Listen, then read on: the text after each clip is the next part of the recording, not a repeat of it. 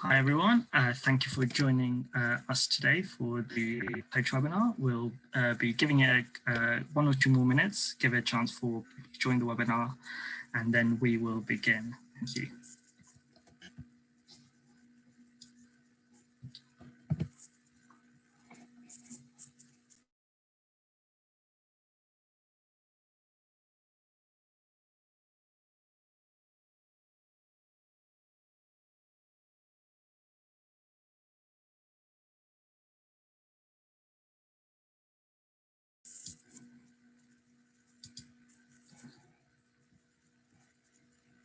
Hi everyone, I think we have people that have joined, so without waiting any further, I think we will begin the webinar today.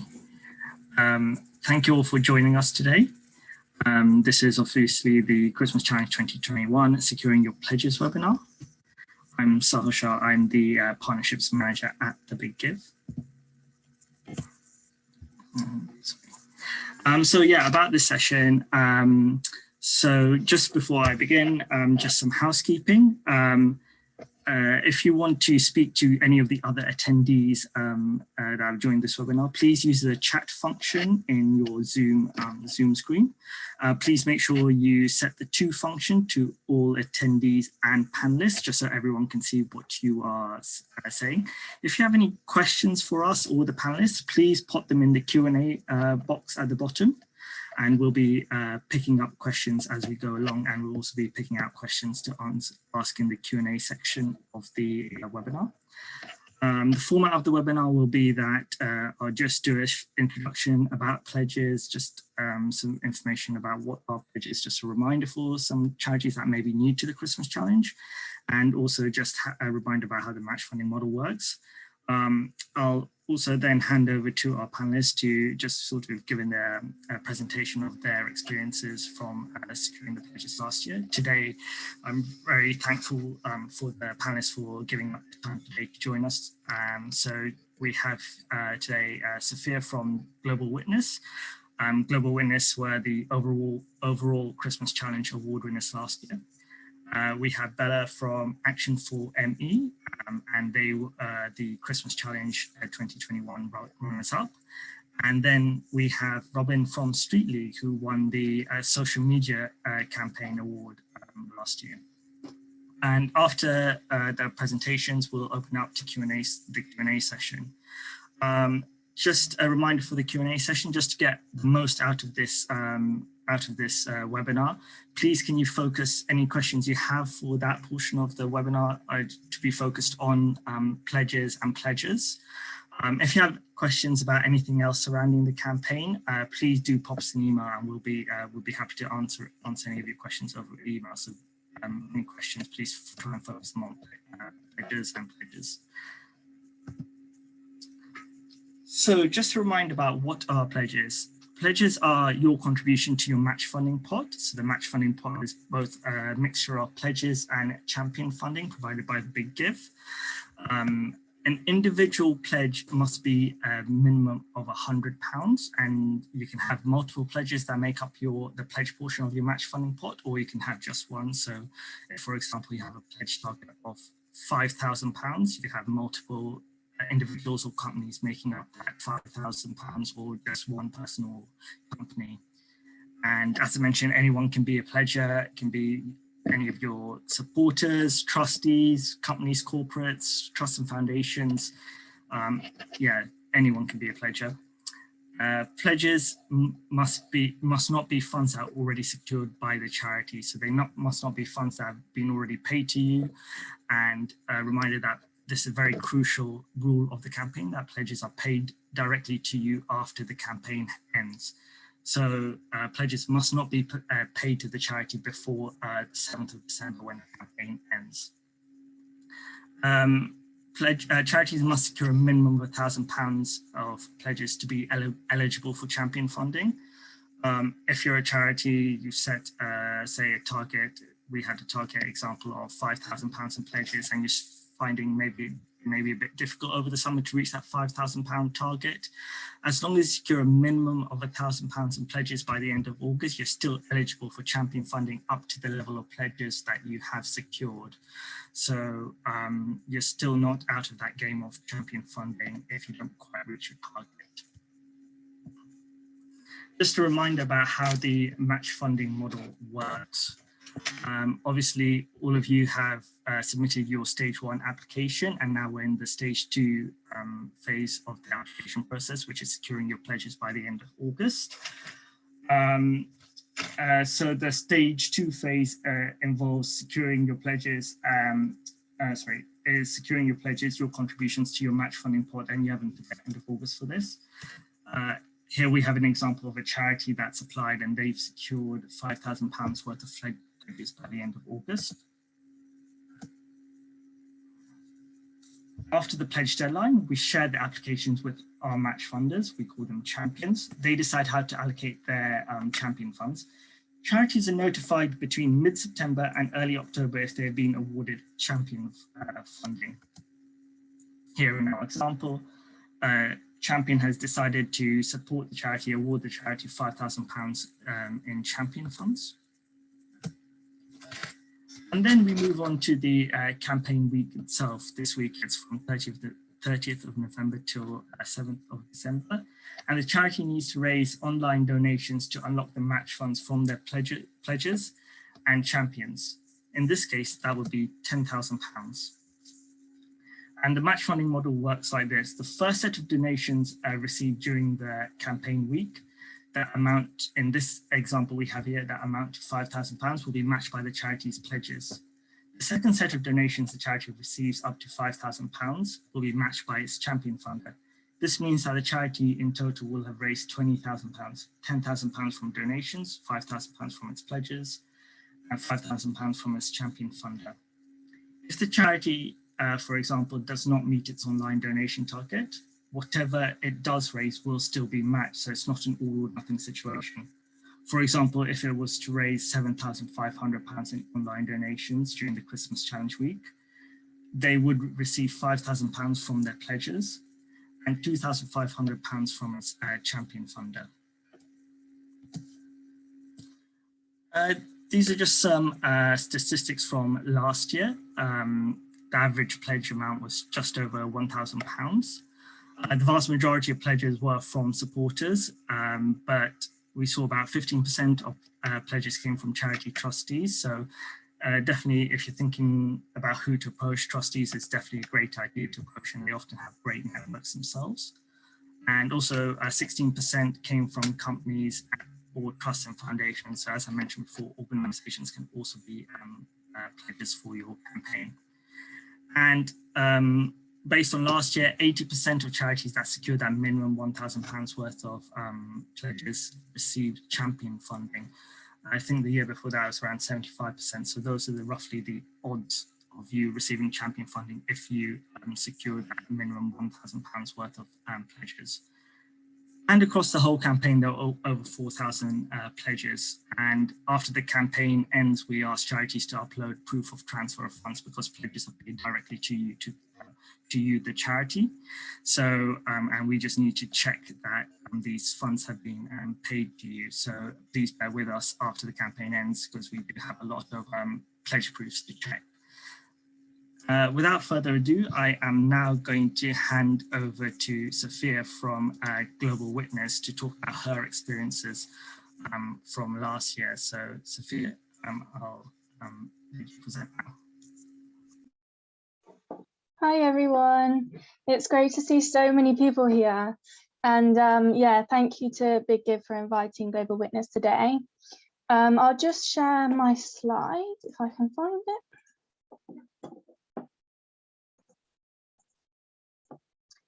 There you go. And I'll just give you a bit of a background before I jump into the sort of top tips that I put together. So I'm the Senior Philanthropy Manager at Global Witness, which is an NGO challenging abuses of power to protect the planet and its people. And Global Witness Trust is a UK registered charity that fulfills its objectives by supporting our work. So For the 2020 Christmas challenge, we ran a climate-focused appeal and we secured 2 pledges. So one of those was from a major donor who usually supports through his trust. And we asked him as a sort of cheeky extra to support us to be able to take part in Big Give for the first time last year. And he pledged through his own sort of personal funds rather than through his trust. And then the second pledge we received was £2,000 from a mid-level supporter. And this supporter had actually approached us before about the Big Give because she'd been involved in supporting Big Give before. And she sort of said she'd love to see Global Witness be a part of it. So yeah, we thought she would be a great person to ask. And yeah, we were really grateful when both of those donors decided to support us on with a pledge. And then I thought I'd just go through a couple of do's and don'ts. So for us at Global Witness, we worked back from our target to determine how much we were aiming to raise in pledges. So we wanted to think about it quite strategically in that it was our first year, we didn't know how much we wanted to raise or how much we could raise rather. And so we wanted to be a bit cautious about how much we secured in pledges, because as Sahil said before, your pledges kind of directly affect your target. And then we also didn't want to go too small, because the more pledge funds you raise from your own supporters, you can sort of potentially unlock the extra funding from a Big Give champion. And then when we started to look at who we wanted to contact, who might be a good pledger to Global Witness, we started with our database. So our wonderful database manager put together some recent donors, some lapsed donors in the sort of range between £500 and £5,000. And then from that list, you can kind of determine, okay, who might be a good person to ask from there. And then also ask your fellow fundraisers. So if you have major gift officers, grants officers, if they have anyone in their portfolio who they were hoping to make an ask from soon, or they wanted to get some extra funding from, as well as sort of organisation-wide connections. So we could ask our campaigners about anyone in their network. We can involve our board, the development committee, and all of those sort of anywhere you can think of to kind of get those people to ask. And then the last one was to sort of use the resources and templates provided by the Big Give, because I did, and they were really, really helpful. They have the templates for the outreach, they have some really great wording, because sometimes it can be a bit hard to understand how all of the different kind of funding sources fit together. So it's laid out really well there, and it's really easy to communicate to potential pledgers. And then we did this in stages. So we didn't just go out and ask everyone at once. We asked a couple of people, and this is what we'll do this year as well. So ask a couple of people. If they don't hear back, give them a bit of a chase, see if they're interested, and then kind of go on to your sort of second list and third list, and work your way through it that way. And then just a recommended don't would be, don't leave it until the last minute. Luckily, we're doing this at a great time, and there's plenty of time to sort of make those asks and connect with potential pledgers. And don't be disheartened if you don't hit your overall pledge target. We didn't last year. We were thinking of hopefully maybe going for 10,000 in pledges, and we managed to get 3,000 in pledges. That gave us an overall target of 9,000, and then we managed to raise just over 10,000 last year. So we were really pleased with that. So, don't be disheartened if you don't reach your full pledge. You just need to make that £1,000. And that's all from me. Just a big thank you to the Big Give and the Re Foundation for making it possible for us to take part next year, and a good luck to all of the people who are taking part this year as well. Thank you, Sophia. That was really great to hear. Really interesting about how you use your data as well to secure your pledges and your approach. So thank you again for presenting your experiences. I'll now hand over to Bella from Action for ME and to talk about what they did last year. Thanks, Sahil. Just share my screen. Great stuff. Okay, can we see that? Yeah, brilliant. So yeah, I'm Bella. I'm the fundraising manager at Action for Emmy, and yeah, thanks everyone for coming. Really, really great turnout, and thank you to the Big Give for everything that you do to support us charities. So, oh, there we go. I just wanted to talk a little bit initially about Action for Emmy and what we do. So. Oh, sorry, technical issues. So we aim to end the ignorance, injustice and neglect experienced by people with ME, like some of the people that you see here, who have been in lockdown for years at a time due to their ME and the lack of understanding of the illness. So we're the only ME charity in the UK that supports children, young people and adults with ME. And we do this by providing information, peer support services to reduce isolation, while also investing in biomedical research to improve understanding, treatments and care. So the Big Give Christmas Challenge for us is our biggest campaign of the year. And with so many scientists predicting a rise in ME as a result of COVID, it's really important now more than ever that we continue to raise funds and awareness, given the critical lack of support services available. So last year we raised £132,508 through our online campaign. And we wouldn't have been able to do this if it weren't for the support of our pledges. So who are our pledges? We make a number of personal approaches throughout the year to people who are kind of already close to us and already warm and known to us. Our pledges for the last 4 years have been made up of a mix of trustees as well as key supporters as well.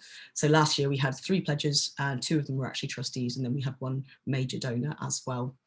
And the Big Give offers a really unique opportunity to strengthen these relationships and inspire our already dedicated donors to kind of come on board as Matchpot pledges, which is really motivating and rewarding for them as well. So these relationships are managed by our senior philanthropy manager, as well as our CEO, Sonia Chowdhury, and they keep very close contact through individual and very tailored comms throughout the year, but also reports like our CEO update that goes out quarterly, for example. So one of the ways that we collect pledges and kind of inspire our supporters is by sharing stories. So several of our pledges have given before, and we've worked really hard to increase the amount that they give to and build the relationships by keeping really close contact, again via the email, via video calls, phone, as well as inviting them to online events as well. And we speak to the value to our supporters about the value that their pledge will create and how it unlocks more funding so that they can really feel a sense of, you know, belonging to the Big Give and kind of understand that they're part of that bigger picture. So yeah, again, we do this through sharing stories, and we do it throughout the year, all around the impact that their support has made and what we have achieved as a result of previous Big Give campaigns and their support as well. So last year, taking part in the Big Give Christmas Challenge, for example, has helped us to increase capacity within our team. So we actually used part of the funds to recruit a family support officer as well as an advocacy officer. So this year we've spent a lot of time sharing impact stories of those who have been supported by those roles. So just a very quick example, Alex is 15 years old and has ME. His mother, Helen, called us needing advice around how she could speak to professionals involved in Alex's care. Now, despite the fact that he had been proved to be homeschooled because of the condition, the family were having real trouble with professionals, and children's services had been threatening involvement, saying that Alex wasn't actually ill. So our family support officer, Catherine, coached Helen on how to advocate for Alex, and now she's far more confident when speaking to doctors and other professionals and better able to get the care that he needs. So I just included a bit of feedback here, which is what we shared with pledges. And yeah, this work wouldn't be possible without their support, essentially. So just a couple of tips and learnings from us from last year. Communication is really, really key. You know, as I say, sharing stories and impact across all comms throughout the year, and also share your plans for the future with your donors and pledges as well, and the difference that we can make with their support. One of our Matchpot givers last year, I think it was, increased his gift last year because he got really excited about how much we were planning on raising and the plans and what we were going to be using it for. So also creating a kind of sense of exclusivity and belonging. So really shouting about what it means and how important it is to get those Matchpot pledges. Their support is quite literally the foundation of the campaign, and you know, it's integral to the success. So just letting them know that, really. Also sharing the excitement of the campaign. You know, it's such a great fundraising campaign to be involved with, or involved in, I should say. And, you know, with as little as £1 being able to be doubled, it means that those who can't necessarily afford a lot can give and then have twice the impact. And again, this just isn't possible without our match pot pledges.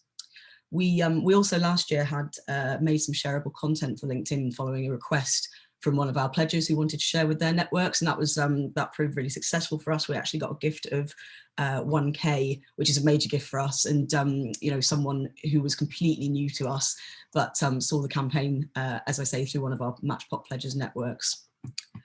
And then lastly, just reporting back to your pledgers and sharing your success. Keep them up to date after the campaign and show them exactly where they've added value, and really go that extra mile to say thank you. And if you can, share tangible examples of the difference that they've made by them supporting, then that's of course all the better. So yeah, just finishing with a nice little Christmassy photo of us and me and the team, which was sent to all of our pledgers as a little card with a message from our CEO, a handwritten message. Oh, I lied, I do actually have one more slide left. And again, this is just a quick message from from someone that we support, Danny, who has ME, and it just really helps pledgers see the value of their support, you know, when they're supporting the campaign. So that's it from me. But again, really big thank you to Big Give, and thanks everyone for coming today. Thank you, Bella. That was really interesting here. I mean, great news about that securing that major donor through one of your pledges. That's really amazing to hear. So thank you for sharing your experiences. I will now hand it over to Robin from Street League to talk about what they did last year. Thanks so much. Let me just quickly share my screen. Hang on a tick. So I am Robin. I am the head of major giving at Street League. It's lovely to join you all today. Thank you all so much for your time. Street League is a youth unemployment charity that uses sport to make a positive change in young people's lives and to ultimately support them into work, education and training. We took part in the Big Give for the very first time in 2020, and I know we got a lot out of these sorts of webinars. We learned a lot from other charities' experiences, so I'm hopeful that today our experience might be able to help some of you. Just go on to my first proper slide. Apologies for how wordy this slide is. I think I've probably broken every PowerPoint rule there is, but hopefully take a screenshot and then it'll be helpful for later. Last December wasn't just our first Big Give campaign. It was actually the first time Street League had ever asked the public for donations, which seems slightly mad for a charity that is 20 years old this year, but we're very much a charity funded by trusts and foundations, by commissioned contracts, by corporate partners.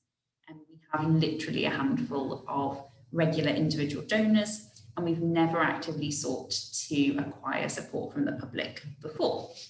Until December 2020. I'm sorry, I've gone too quickly. We had started scoping out last summer, so summer 2020, what an individual giving programme at Street League might look like, how to approach building an audience, what infrastructure we needed. So we didn't go in completely, you know, uninitiated to Big Give, but it felt like Big Give came at a really good time for us to kind of dip our toe into the water. And we decided to start small with the smallest pledge possible, or trying to seek that smallest pledge of £1,000. And we decided to approach our board of trustees to raise that pledge. So our trustees had been part of all of those internal discussions that we'd been having about individual giving and about the potential of individual giving at Street League. So it felt like a natural next step for us to ask for their support with Big Give. We had never asked our trustees for financial support before. You're probably sensing a bit of a theme here, but we knew that some, if not all of them, had the capacity to donate at a higher level, by which I mean over £100. We were very conscious, though, we needed to balance presenting our trustees with a really exciting opportunity of being part of Big Give and being part of our pledges, but also not putting pressure on our trustees to support us financially. So we recognise that that's not possible for all of them. So we, that's the royal we of me and our fundraising manager, spoke to our managing directors, who are essentially our chief executive, about how to best approach our trustees about being our Big Give pledges. And they suggested that we approach our biggest fundraising advocate on our board, very long-standing board member, and ask him to essentially make the ask to the rest of the board. So we had a call with the trustee in question, explained how Big Give works, really broke it down. And I think, like everyone said, it can be a little bit confusing to get your head around. So I think just really breaking it down and you know, extolling the benefits of that initial pledge and how vital that is to your campaign, and just starting to build that excitement, like Bella said. We also made sure that our chair of trustees was aware of these conversations. Our chair was really new in post at that point. He wasn't the right person to be making that ask to the rest of the board. So I think if that's the case for you, I think it is worth kind of bringing your chair in on that, so that first ask isn't, you know, the first time they've ever heard about the campaign. Thankfully, our bought-in trustee was on board.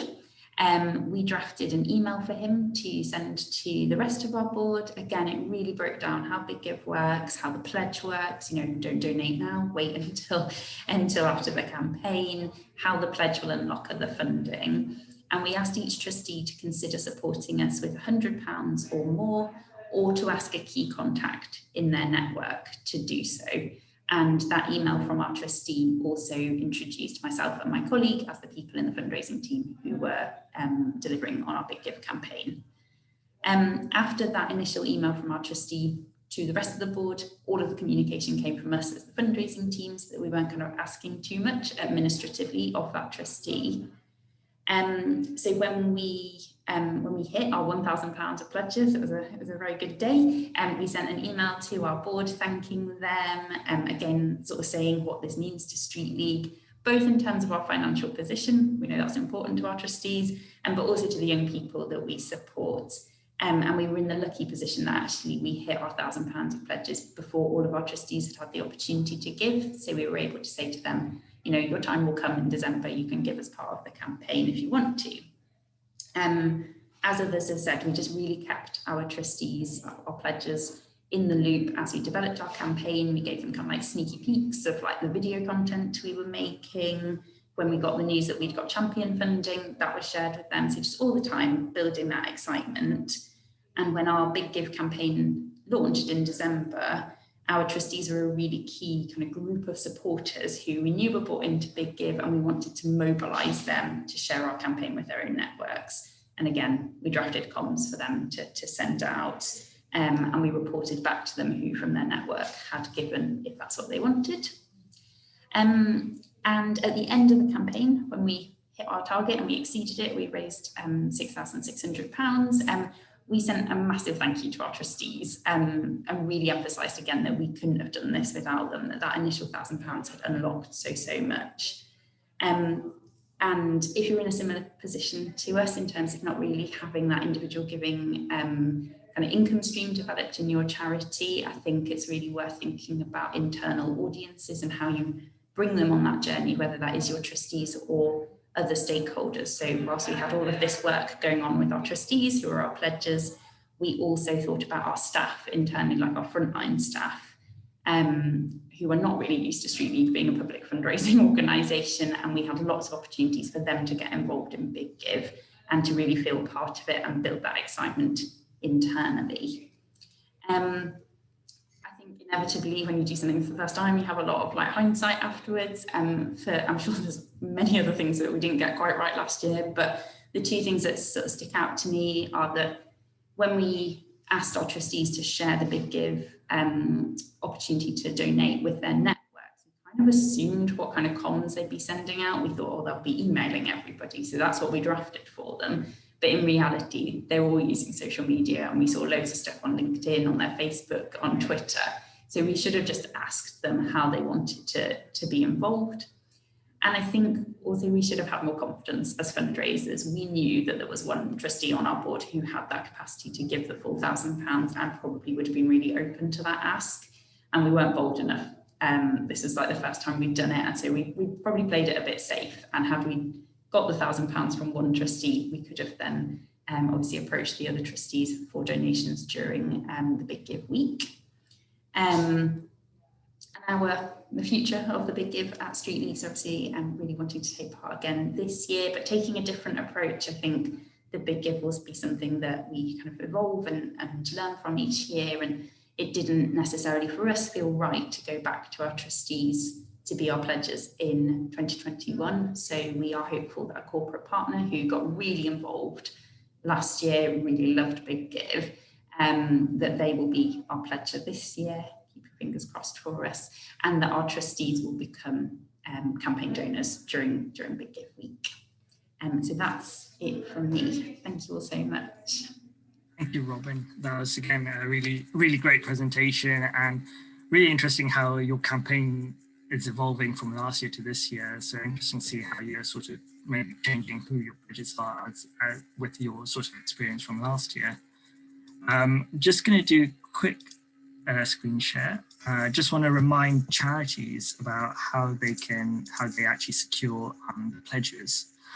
So a reminder that the pledge deadline is Friday, 27th of August. To secure your pledges, log into your Big Give account, click on Big Give campaigns. A reminder that all Christmas challenge related activities will be under Big Give campaigns in your account area. Click on collect pledges, and then you'll see a link for your unique pledge form in your campaign dashboard. There'll also be a button which says view pledge form. The links for both of those forms are exactly the same.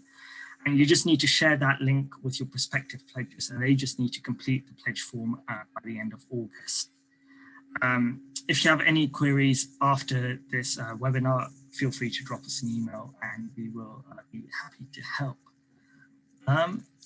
I'll also like to invite Alex Day back onto the call, and Bethany as well. Alex Day is our director, and he's had experience both from a charity perspective, also as obviously the director of Big Give, so he's also happy to answer questions that we have today. So I'll just kick straight in. I think maybe this is a question for Alex to maybe start us off, is that one charity is saying that they are a very tiny charity and the trustees are on low income. So asking how would this work for us? Maybe are there any tips or ideas that you may have for charities with like maybe a small network of trustees? Yeah, it's a great question. Firstly, also just thank you so much to the panel. That was such insightful content that you delivered this afternoon. Thanks so much. Really good question, which I will also ask the panel to comment on. The one thing I would say on that is we for all of the charities that participate in the Christmas Challenge, in the build up to the campaign, we run a kind of series of webinars to support on the marketing phase, and we work with a great organization called the FSI who deliver those webinars for us. It might be worth just referring back to one of those webinars, and if we capture your name, we'll make sure we send you the link to this. But one of the webinars we did with the FSI was about network mapping, which is an exercise that you can do with your staff team, with trustees, which might not necessarily be that they are involved in committing the pledges, but together you can brainstorm who you have in your network that you could go out to and ask to be that pledger. So we've heard a lot from the charities this afternoon that trustees is one way, but that's not the only way. And you've heard from Robin showing about that pivot in strategy this year to focus on corporate. So it might be that there are local businesses in your community that you can ask. There might be existing major supporters, but yeah, I would really encourage you to have a look at that that network mapping exercise that the FSI talked through. Sorry, there's noisy motorbikes going past my house, so apologies if it's a bit noisy. But yeah, I'll also just ask the panel if they've got any advice on that as well.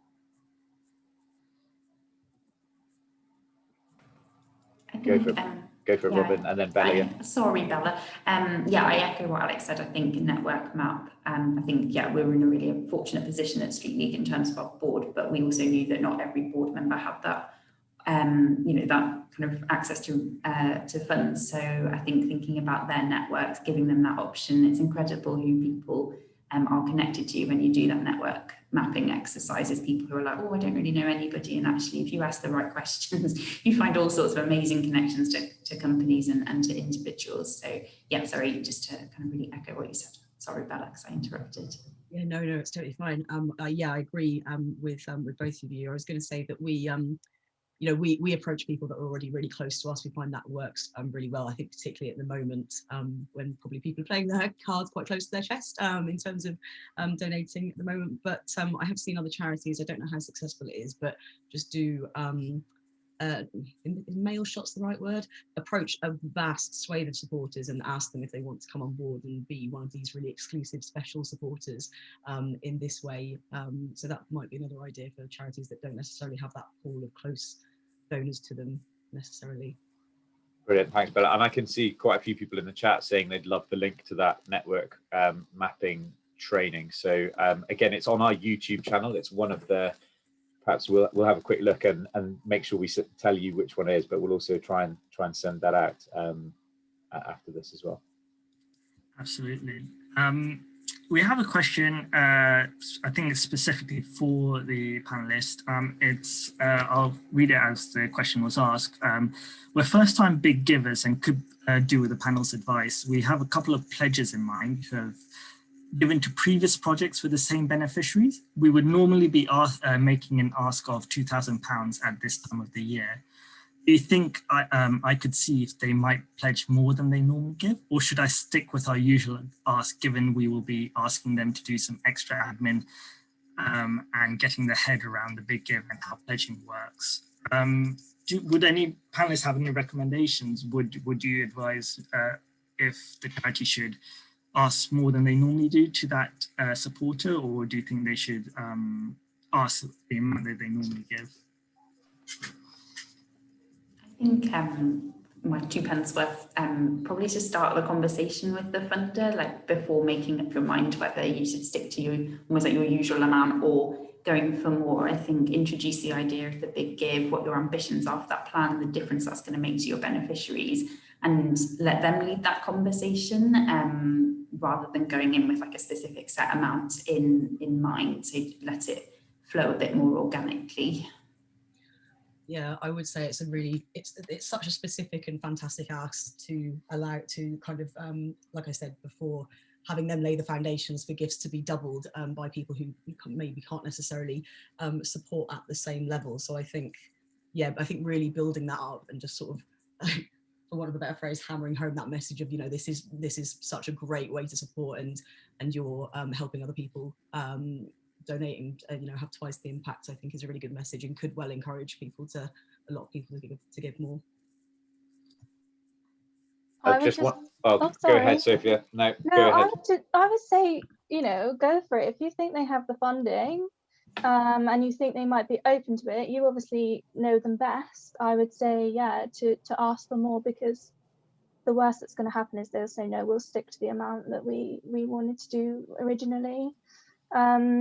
And I think, like Bella and Robin said, you can just really sort of communicate how much of a difference that extra funding will make. And you could also, if you know what your targets are, use your targets as a persuasion. So we need to raise this amount. Like, would you be willing to do this? So that can help as well. Great, thanks, Sophia. Yeah, I was just going to add to that. I think, Sophia, in your presentation, you said about kind of working backwards. So it's just, I definitely love the ambition, and I completely wholeheartedly agree with what the panelists have said so far. I guess just one thing to think about with your team is then, you know, working backwards from how that would affect your overall target and how much you're seeking to raise in the campaign, is just making sure that you feel still confident that you're able to raise the equivalent amount in the online phase at Christmas. Excellent.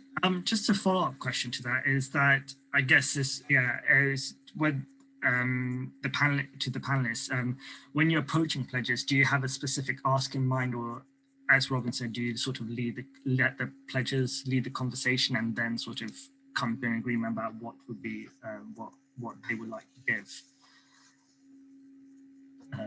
Anyone can jump in here. Yeah, Sophia. I always usually have an ask amount based on their previous giving, or you know, about how much we want to raise. So I'd usually ask a specific amount and also give the overall amount that we're trying to raise in the of pledges as well, because you never know, they might just give you the whole amount. We can always wish, right? Great. Any further thoughts or? Yeah, we did, I guess, really similar to what Sophia said earlier in terms of working backwards, that we knew we wanted to reach the £1,000 pledge and no more, because we weren't confident of how much we would raise in the Big Give week. Like, this was our first ever public fundraising campaign. We were like, we need to be ambitious but realistic at the same time. So I think that helped us ask our trustees for the £100 or more, because we knew that we were confident of a couple of them giving more than that and reaching the £1,000. So I think, kind of that working backwards, I think is really key. We have a question here about, we are more confident of getting pledges than lots of money from supporters during the week, campaign week itself. What is the best advice on how to balance supporters pledging and supporters giving during the week? Is there a good technique for splitting asks between pledges and supporters? I guess to the charities, did you sort of map that out when you were asking pledges about who you'd like to be a pledger versus raising those online donations during the campaign week itself? Yeah, I guess we just wouldn't want to go to the sort of same pool for both twice, if that makes sense. So you don't want to be over asking people. Too many different things. I'm not sure if any of the other panelists can add to that. We did essentially a network map for the Big Give internally, because, like I said, we have kind of a handful, and I really do mean less than 10 regular supporters normally. We don't have a database that we can go to with a campaign. We really needed to work out where that money was going to come from, both from the pledges and during the week. So we did a network map of, who do our managing directors know, who do our frontline staff know locally, all of that. And that really helped us work out who gets approached when, and also how and by who. So that you can line up all your comms for the pledge sort of period, and then also for the campaign itself, and kind of support, if you're supporting colleagues to get the message out there, draft the comms for them and make sure it's really on message, really clear. So I think, we're back to network mapping again, but I would do it as an internal exercise as well. I would say that's a super interesting question, because Global Witness had that predicament this year, in that we did the Christmas challenge for the first time last year, and we wanted to approach some of the people who gave larger amounts in the Christmas challenge last year for the pledges this year, because that kind of keeps them going, and it's like a way to say, you gave last year, we'd love if you consider being a pledger this time. But there is that balance of, if they're going to be a pledger, they're not going to then give during that campaign week. So I think you just have to be careful and weigh up how many people you're going to ask, what you want to ask. And I mean, we have selected a couple of people who gave last year that we want to ask for pledges. But we left a few, so hopefully they'll give. And then we're also obviously hoping to reach new supporters this year to kind of build and keep it going throughout, the years, basically. Yeah, can I add two things, Sahil, if that's all right? Just 2 points on that, because I think it is a really excellent question. I think the first thing to say is around thinking about capacity to give. So most of the charities that we work with, and this is the majority, but not by no means all of the charities that we work with, take this tactic of having a small number of larger donors who can give the pledge, and then reaching out to a larger number of small donors to donate in the campaign. So like I said, that's not always the case, but generally speaking, and you saw that from the data that Sahil shared. So I think the average pledge last year was just over £1,000, and our average donation in the campaign for all charities was about £130-ish, I think it was. So you can already see that, a smaller number of large donors on the pledge side, larger number of small donors on the donation side. I think the second thing I wanted to say was just thinking about how people will give, because the pledge is a really great way to engage with those that perhaps can't give online. So all of the donations in the week of the campaign have to be through a debit or credit card, because it all happens in real time. So we often get asked this question, but the reason that we have debit and credit card only in the week of the campaign is because it all happens in real time. And so we can't, unfortunately, accept offline donations during the week of the campaign. However, that is not the case for the pledges. So the pledges can be fulfilled after the campaign happens, there isn't that kind of real-time element in fulfilling your pledges. And so perhaps you've got a trust and foundation in your network that doesn't have access to a debit or credit card. That would be a really good person to ask to be a pledge, because they wouldn't be able to give to you in the week of the campaign. So yeah, capacity to give and thinking about who might only be able to give offline, because that's a great audience for a pledger. That's exactly what I was about to say about the pledgers can give in any way that's convenient for them. And I think as well, just a reminder is that pledgers, if you have secure pledges, those pledgers can't donate during the campaign week. That's one of the key rules of the campaign. We do checks during the campaign week, and we do refund donations if we see that pledges have accidentally donated. Going on to that is that do any of the charities have any advice on how do they keep pledges warm between the time they pledge and the end of the campaign? Because that's obviously when they actually give you the money. How do you sort of keep pledgers engaged during that period, and sort of hopefully they don't forget that they pledged your campaign or anything like that? Bella, do you want to kick off that? Yeah, sure. I was just going to say that we will build contact with pledgers in to our supporter journey as a whole. So we will do things like send them regular updates, like our CEO update, I think I mentioned before in the presentation, which again is full of impact stories and ways in which their support is going to be helpful going forward. We'll also do very, very tailored comms. So we'll be picking up the phone, or at least our CEO and our senior philanthropy manager will be to have very sort of personal conversations with people.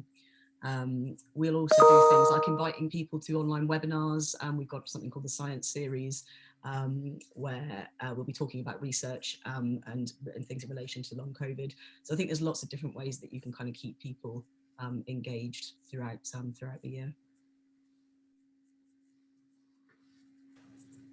Yeah, really similar for us. Like we had I guess a journey of comms for our trustees. I think it's going to depend on who your pledgers are as to what comms kind of make sense for them. I think if hopefully we get a corporate supporter to be our pledger this year, that will look quite different to our trustees. You know, they certainly won't be reading about Big Give in the board papers.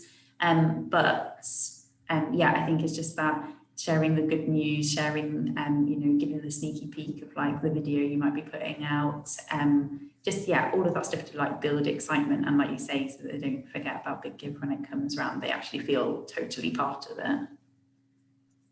Just on a related note, that to remember to take your pledges out of the main sort of comms that go out when you're sending, you know, asks and stuff.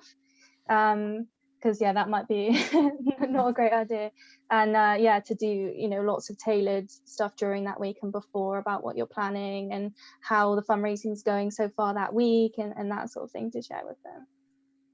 Exactly, that's all great advice. I think what you're saying is sort of treat them as sort of VIP donors, in a sense that they're sort of getting sneak peeks of videos. And for example, if you awarded champion funding, that's a great news to share with them, and maybe sending them an email a month just to keep them engaged with the campaign, and make sure that they also remember that that they pledged to your campaign. Did any of your organizations see any benefits from the pledge phase, sort of unlocking any new supporters? Did any of the charities get any pledges from new supporters? But did you have any positive? I guess some of you have already said that you received positive feedback from your pledges, and has that relationship improved since then?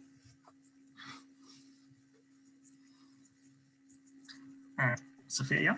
Yeah, so Global Witness, we didn't get any new supporters as pledgers, but our relationship with the people who pledged has definitely improved, and it's brought us closer, them closer to the organisation. And I think it was just a really lovely sort of stewardship, cultivation time for them, because they can see how much impact it made, and especially if it's your first time you're doing it this year, it's a really great thing for them to be involved in, to be, you know, be pioneers with you on the Big Give Christmas challenge.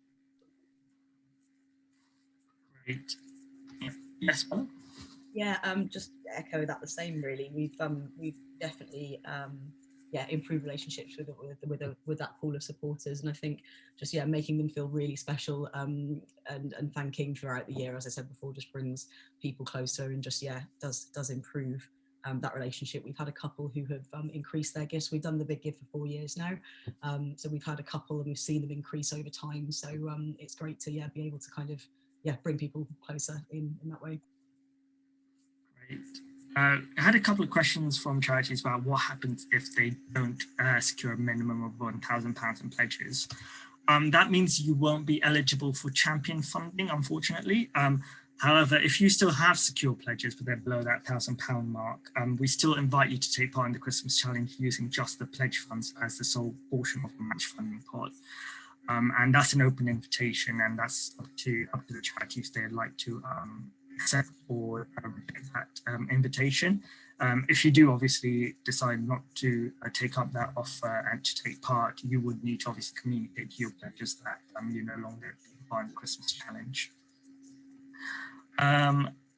We had some questions about increasing, or what can a charity secure more pledges than their target. You can't secure more pledges than your target. The pledge form will limit it to whatever your pledge target is. If you would like to increase your pledge target between now and the end of August, just drop us an email and we can sort of make those adjustments for you if your pledges are going really well and you want to increase your target. That's always great to hear. Let me just bring up. So I think we've had a few questions about gift aid that I've seen. Okay. So just to pick up on that point, so your pledges can opt to gift aid their pledge, but that's not counted towards the match funding commitment. So that data is captured in the pledge form. And the same with online donations during the week of the campaign as well. So online donations can, of course, be eligible for gift aid, and the donors who are making donations on the platform can indicate whether they would like gift aid claimed, yes or no. But again, the gift aid is not matched during the week of the campaign. So hopefully that answers a few those questions we've had on gift aid. Yeah, and you can download the pledge report from your campaign dashboard to see all that sort of gift aid information of pledges if you want to submit those claims. There was a question here I wanted to answer, which was, some charities have been asking where can they find the templates for the pledges. If you go into your, if you log into your Big Give account and click on support, and click on Christmas Challenge, we have the resources about pledges, and I think there's correct me if I'm wrong, Bethany, we put up the template about securing pledges and some messaging around it. Is that right? Yeah, that's correct. Yeah, so that's all available by logging into your account, click on support, and then click on Christmas Challenge, and you can see all of those resources about pledges and all of the other Christmas Challenge resources. I guess this is sort of touching on that, is there any specific messaging the charities use when approaching pledges? Was it more about the campaign and what you're raising funds for when you approach pledges, and what that sort of pledge can go towards, or is it more the impact of the pledge in terms of securing more donations and unlocking the potential champion funding? How did you message that approach to prospective pledges?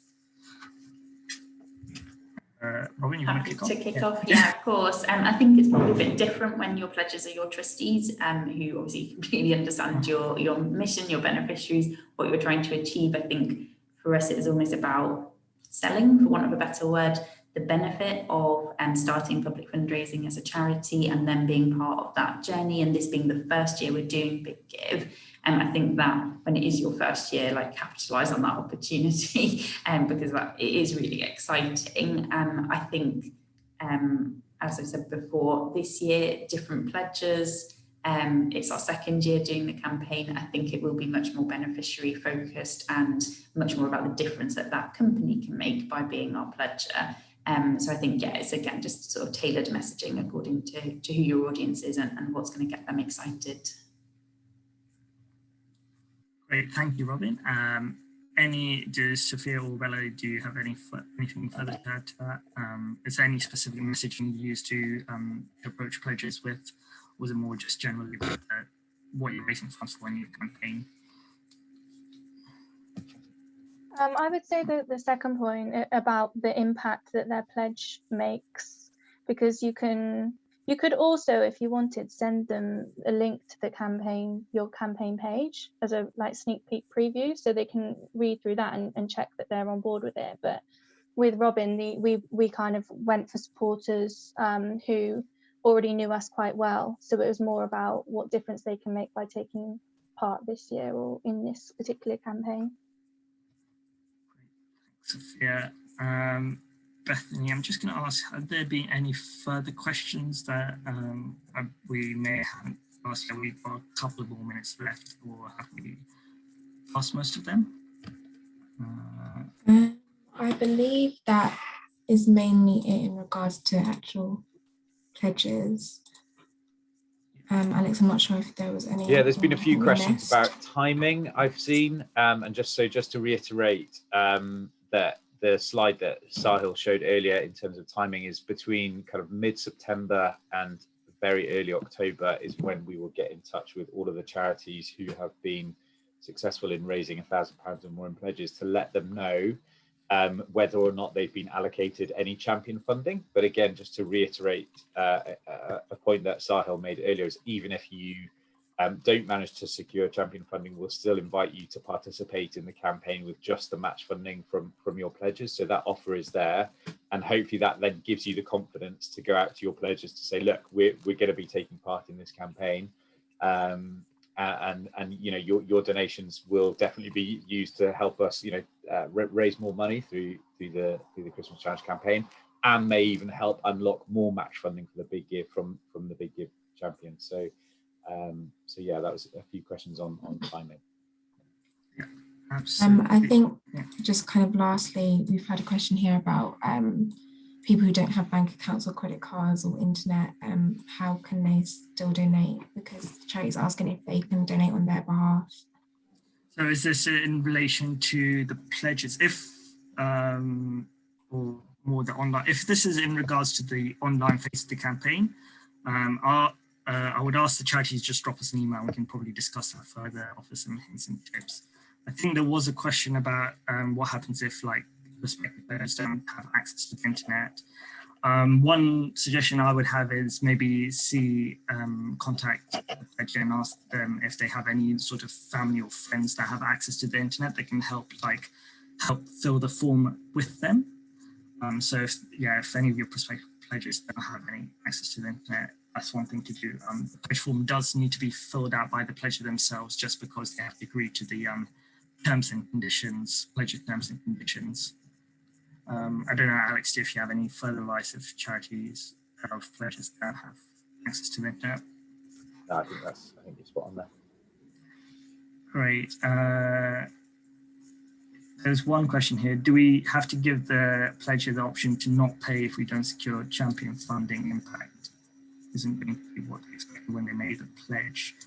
So basically, if you don't receive champion funding, you're invited to take part in the Christmas Challenge using just pledge funds as the match funding pot. This is an invitation, so you can accept it or reject it. It's up to you, the charity, to decide if you want to take part in the Christmas Challenge at that point.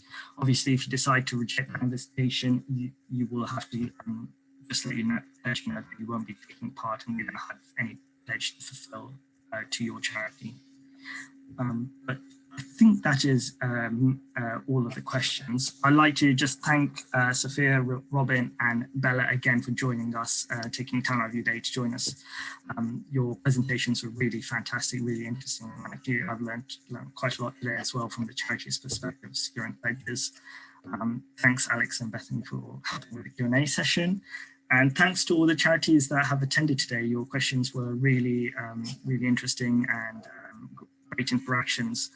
I wish you all the best for securing your pledges. And if you have any further questions, drop us an email and we'll be happy to get back to you. But other than that, I hope everyone has a great rest of the week. Thank you all. Bye. Thanks.